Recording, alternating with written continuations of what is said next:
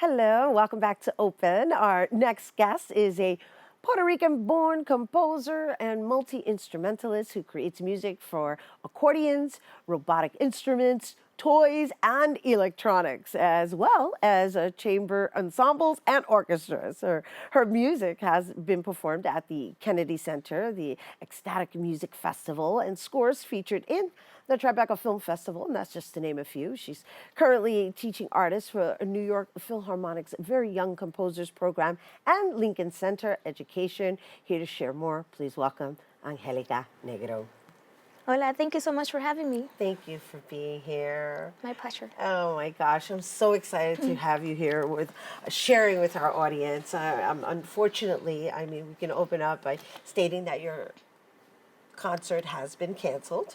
Postponed Oh, at the postponed, moment. right. Yes, I'm sorry, yeah. that's the proper term. It's been postponed indefinitely, right? Yeah. Because that's just where we're That's at where right we're now. at, yeah. However, you still came here to present to our viewers, so gracias. Oh, un placer. Yeah, it's really important to share music in any way we can. So I'm happy to be here. So I understand that you're also a candidate, a doctoral candidate. Yeah, at the Graduate Center.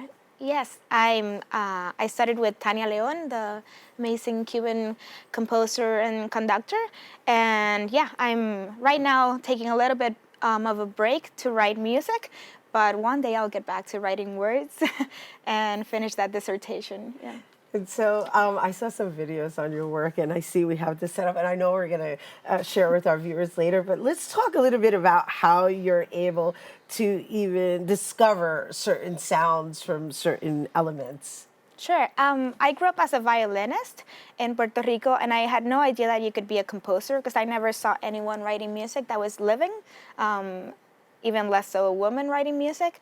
So I just thought I was a really unfocused violin student, and I just was very curious about all the sounds around me, started to teach myself the cello, accordion, taking harp lessons, and then discovered that what I wanted to do was to just really write for all the instruments, and beyond that also explore all the sounds around me. So I'm really drawn to unconventional instruments and finding ways to make electronic music more live and more visceral. And I just like when in a live performance things can go wrong and it feels like it's alive. So I want that in my electronic music as well, and I try to find that with the tools that I use. That's lovely. So you learned string instruments. I grew up with the violin, and then I actually wanted to play the cello, but they told me my hands were too small, so they gave me a violin. So that's why I became a violinist. But then I started to learn a little bit of the cello, and I was just very curious about all the instruments. And when I started composing for them, that's when everything kind of clicked. And how old were you when you first you composed your first piece? My first piece, I was kind of late actually. I was 19, yeah. But I've been playing music since I was 7. Wow, that's wonderful. And obviously this is your passion. And I know that originally we were bringing you on to present on behalf of Bronx Arts Ensemble performing at Pregones. Let's talk a little bit about how you became unified with them. Well, they approached me to do a concert featuring a lot of the music that I've been writing for the past 20 years now. And I was incredibly honored and excited and thrilled to be collaborating with them. I've been working with a string quartet from the Bronx Arts Ensemble, as well as pianist Emily Manso, and they've all put countless hours and a lot of dedication into bringing a lot of my pieces to life. Emily is playing the very first piece I ever wrote. So from that to pieces that I just finished this year with them joining me. A little bit of what I'll play today actually is something that I've arranged for the string quartet to join me in as well. So when we get to the concert at Pregones, you'll get to see that. Lovely. So they got to stay tuned for that. Yes. For the new date, that is. And so they showed us an image of you playing on glasses with water.